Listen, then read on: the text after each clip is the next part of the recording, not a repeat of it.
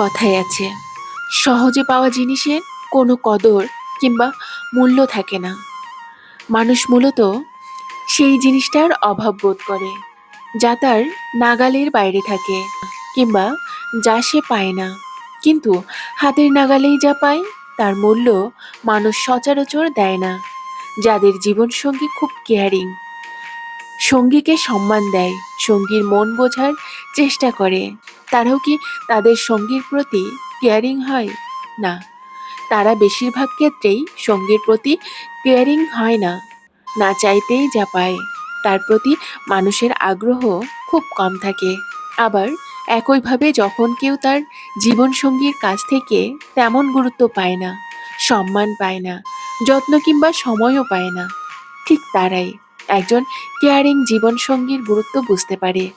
কেননা তারা এসব পায় না বলেই অভাব বোধ করে এবং এর যন্ত্রণা খুব ভালোভাবেই উপলব্ধি করতে পারে। দুটো ভিন্ন স্বভাবের মানুষ নিয়েই জগৎ সংসার, যেখানে একজন কেয়ারিং হলেও অপরজন হয় উদাসীন। পরস্পরের এই কেয়ারিং মনোভাব সহজেই সম্পর্ককে খুব সহজ এবং উপভোগ্য করে তুলতে পারে। অথচ কেউ কাউকে বুঝতে চায় না আজকাল। যারা কেয়ারিং এবং ভালো জীবনসঙ্গীর হাতের কাছে পেয়েও তাকে অবহেলা করে, তারা সত্যিকার অর্থেই নির্বোধ। যাদের কপালে উদাসীন এবং গম্ভীর স্বভাবের জীবনসঙ্গী জোটে, একমাত্র তারাই বুঝতে পারে কেয়ারিং মানুষের গুরুত্ব।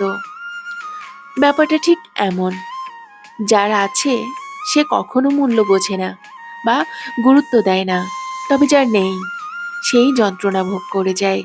সৃষ্টিকর্তার এক আজব নিয়মে মানুষ সবসময় তার বিপরীত মনোভাব কিংবা স্বভাবের জীবনসঙ্গী পায়।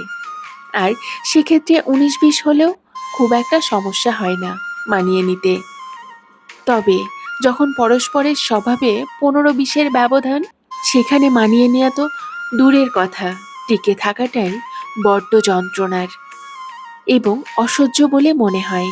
নিজেকে এক প্রকার অসহায় এবং দুঃখী মনে হওয়া ছাড়া আর কোনো উপায়ই থাকে না আসলে।